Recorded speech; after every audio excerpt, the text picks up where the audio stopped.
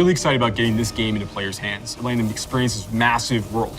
A main cornerstone of D4 is play your way. As a player continues to advance through the story and into the endgame, they'll unlock a ton of brand new activities that provide meaningful progression, no matter their playstyle. Players will be able to keep progressing in the narrative of the game. Alongside that, the whole team has worked on crafting a variety of different experiences players can pursue. We're going to have an entire world of Sanctuary for our players to offer. There's going to never be an absence of something to do. After the player has finished the campaign, there's a lot more game to go and participate in. They gain access to a special, what we call capstone dungeon that they have to complete.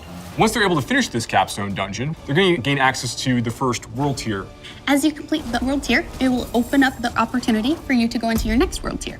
That involves unlocking powerful loot, new items, and more advantages for your player to have a better opportunity at end game. Whether you're a fan of dungeons, PvP, or just roaming around the world, there's a way to continue your Diablo adventure long after hitting max level. As your character continues to grow in power, you'll start with the skill tree and expand out into the Paragon system. A lot of the choices the players make are grounded on skills themselves and the fantasies associated with those skills. The Paragon board is a place where we're allowed to have a lot more depth, a lot more customization, many more options as you go. You can rotate the board, so you can choose a different path if you're like, I want to do more strength-based things, or I want these particular boons or glyphs. You can chart your path through it, and they're really a way for you to keep expanding your character and making it uniquely yours. Similar to the Paragon boards is the Codex of Power. It's an in-game system that holds the aspects related to the character. You are able to complete a dungeon, and they will have a chance to drop an aspect that you can pick up. And what this allows players to do is take items they're finding in the world and make them more powerful, turn them into legendary items. It's really special to discover what kind of playstyle really means the most to you. Every part of Sanctuary is fulfilling and satisfying. Dungeons in particular are really close to my heart. Nightmare dungeons are going to give the players the opportunity to experience a dungeon that they might have already experienced in their past playthroughs. They'll enter the dungeon with a found sigil that alters the playstyle and the intensity of the dungeon. They're more difficult and they have additional objectives, and then they also have affixes, which add a degree of difficulty for you and your group to work through. One of my favorite affixes that you can find in Nightmare Dungeons is actually called Hellgate. Occasionally, these portals will open up throughout the area that will just pour out different monsters that aren't native to that region for you to also be dealing with while you're trying to handle everything else inside the dungeon.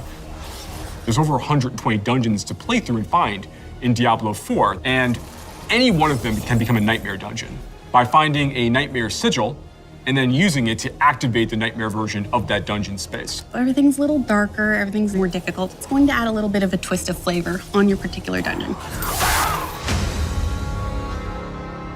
There's some targeted activities in Diablo 4 that suit what you're feeling in the mood for. The Forces of Hell are starting to have more influence in certain parts of Sanctuary in the vast interconnected overworld of the experience. And as the players are going into Helltide areas, they're gonna find even more powerful monsters.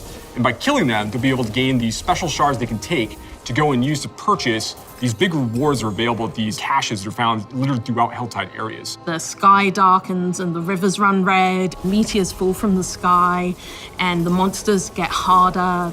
We really want to create new experiences for the players. There's one I really like called Whispers of the Dead, which you get from the Tree of Whispers. The Tree of Whispers is grim and a little gruesome, but it's also something mystically haunting and kind of beautiful. The tree has a little bit of a grudge against our players, and it would like for them to go serve its needs.